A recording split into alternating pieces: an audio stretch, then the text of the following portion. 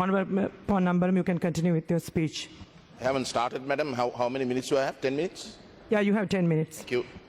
Honourable Presiding Member, I thank you for giving me some time to speak on this debate. I would like to say at the outset that unlike most members of the opposition, we see this bill in somewhat different lenses. Our view is that Sri Lanka, being a small country, needs to think innovatively if it wants to compete globally, particularly given the current pandemic situation where the global economy itself is in recession. Sri Lanka particularly will have to do that much more if it is to be competitive. So when you look at things from that perspective, our view is that to think in terms of special economic zones or whatever name that you want to call it, and to think in terms of being so innovative that you need to even at times look for amendments to the Constitution or bring in certain laws that require two-thirds majority, or even for that matter needing a referendum in order to create that space is not a wrong thing. This Constitution is 73 years old. You have already made 20 amendments and the problems are increasing. Divisions are getting worse within the country. Polarization is getting worse.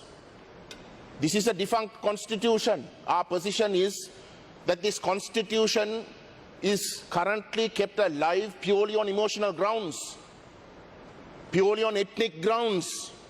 It doesn't make sense for you to centralize in this way. So in that sense, actually, the idea of a port city being created, looking at it in a totally different way to create foreign direct investments, to use it even as a laboratory to create job opportunities, create capacity building in a way that the rest of the country has failed, is not a bad thing at all.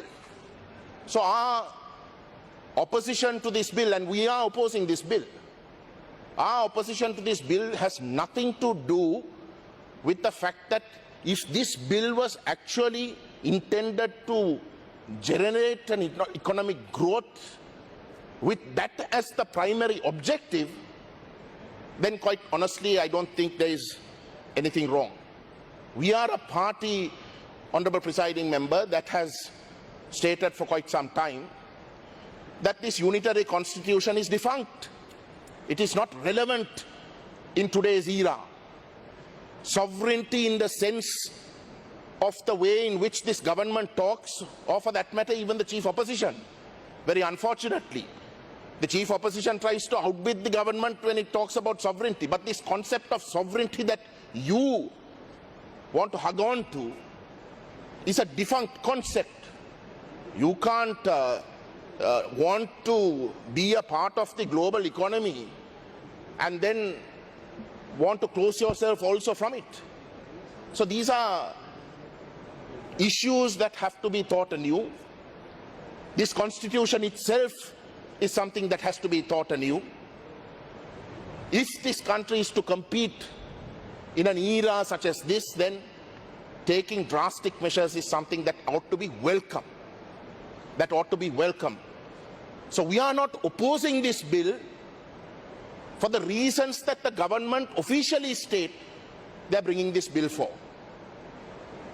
Make no mistake, we are opposing the bill, but we are not opposing this bill for the reasons this government states it is actually bringing this Port City Commission bill for. The reality, Honourable Presiding Member, is that there is no such thing as a free lunch. In today's world, there is no such thing as a free lunch. And the fact remains that this government, like the previous Mahinda Rajapaksa government, has been the primary party in Sri Lanka that has thus far chosen to challenge the geopolitical balance that has remained a constant almost since the British departed this country. The reality is that the Mahinda Rajapaksa and now the Gotabaya Rajapaksa governments are China-centric. There is no running away from it. They are so China-centric that they use ideally good concepts, concepts that actually could be used for the benefit of the economy of the country in its most genuine sense, but rather to compromise this country's geopolitical strategic position in order to give an advantage to China. That is the reality that we contest.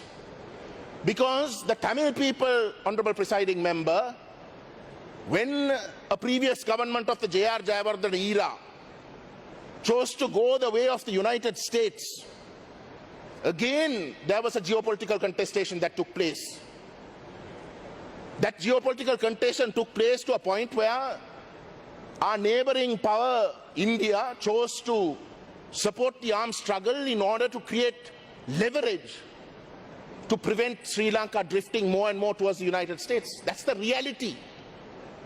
In order to prevent Sri Lanka from becoming a US hub during the Cold War era, you had the adjoining superpower or the regional power looking for leverage in order to prevent it. Today you have created a situation where you have already brought in to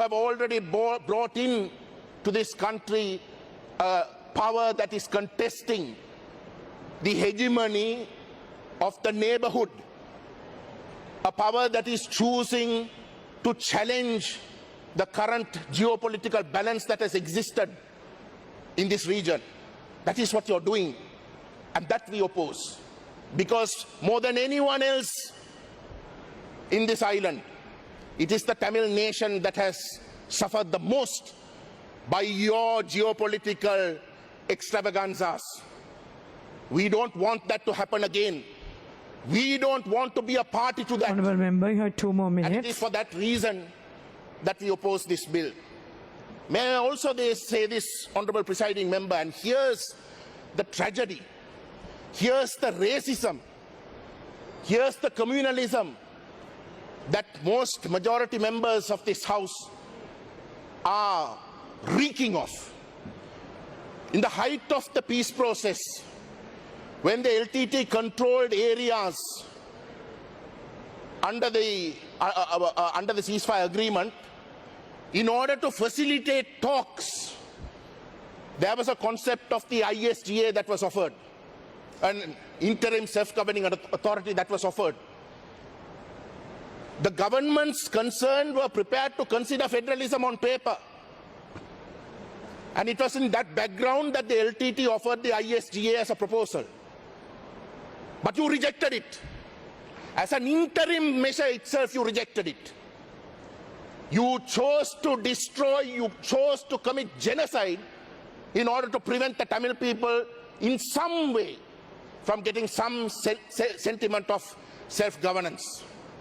But today, you have no qualms, you have no hesitation of creating a similar concept for other purposes. For purposes, as I said, there is no free lunch. For purposes of serving the interests of competing global geopolitical powers. And that is the racism that this House reeks of, Honourable Presiding Member.